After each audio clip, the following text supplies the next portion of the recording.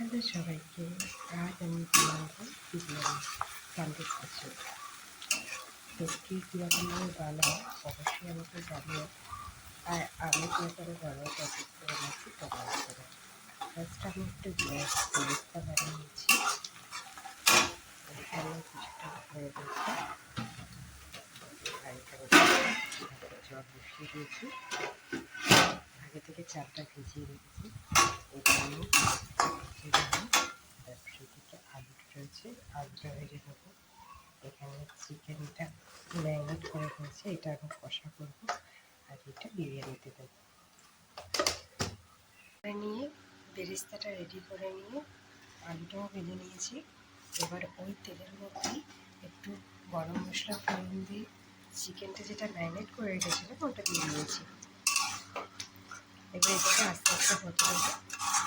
আর এদিকে আমি জলটা ফুটে গেছে বলে চালটাও দিয়ে দিয়েছি, তার সাথে গরম মশলা, নুন আর সামান্য একটু তেলও দিয়ে দিয়েছি।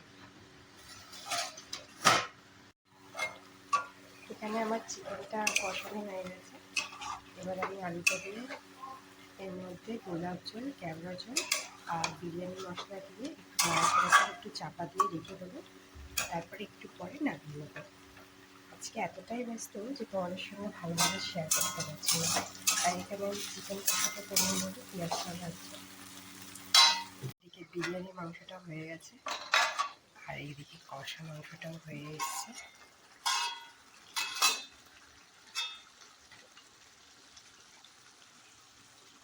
এবার আমি বিরিয়ানিটা দমে দেবো। এক হাতে ক্যামেরা ধরে রান্না করার খুবই অসুবিধা, সেই কারণে ভালোভাবে ভিডিওটা করতে পারতাম না আজকে। এবার দিয়ে দিলাম চিকেনটা, তারপরে দিয়ে দিলাম বেরেস্তা।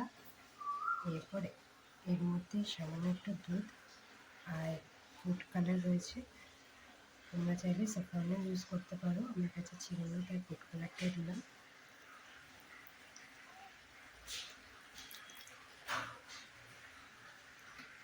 এরপর আবার বিরিয়ানি মশলা দিলাম একটু,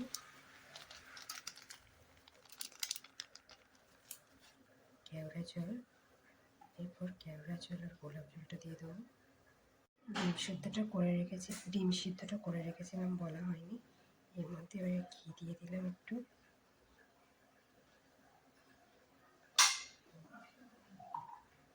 এবারে আমার সব মশলাপাতি সমস্ত কিছু দেওয়া।